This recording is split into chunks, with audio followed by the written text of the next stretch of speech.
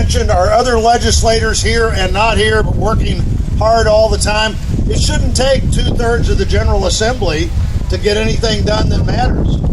If we want to do the kinds of things that fight for utility bills people can pay instead of utility bills Barack Obama thinks you should pay, if we want to fight for better jobs for stronger families, we need a state government that's focused every day on how we have better jobs next week available than we have this week. We need a state government that looks at what we do to compete, to make things again. Here. Lose that? Nope. Oh, we got wire. Hang on. You're good. There we go. I'm good again? Yep. We need to be sure we compete to have the kinds of jobs that get better every year instead of worse every year. You know, we're going to find out real quickly with this terrible Obamacare. And by the way, even Bill Clinton gets something right every once in a while. He said last week, it's the craziest thing ever. He said the price keeps going up and the coverage keeps going down. In our state, we have 115 counties. Over 100 of them will only have one insurance company next year offering insurance. And if you don't buy insurance from that one company, no matter what they've been allowed to charge, you have to pay a penalty to the federal government.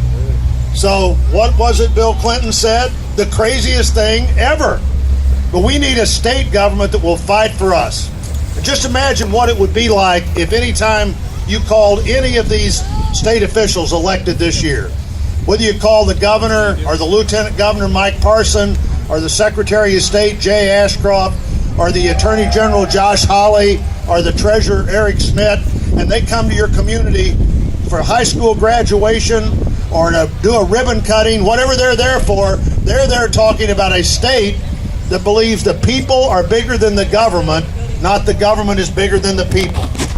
A state where jobs are more important than having more government programs. The best program a person can be first seat in the next Senate.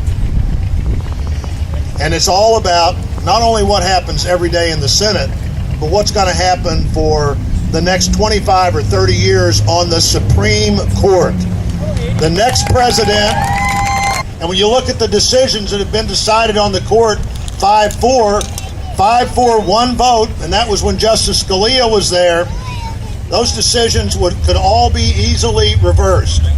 Whether it was Hobby Lobby, where the federal government said, we're going to force you as an employer to do something you don't believe in, even though you've always provided better benefits than you're asked to provide now.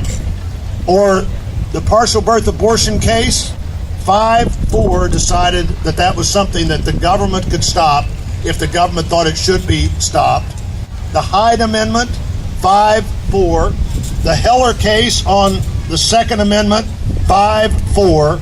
And there are only two parts of the federal government involved in who's on the Supreme Court.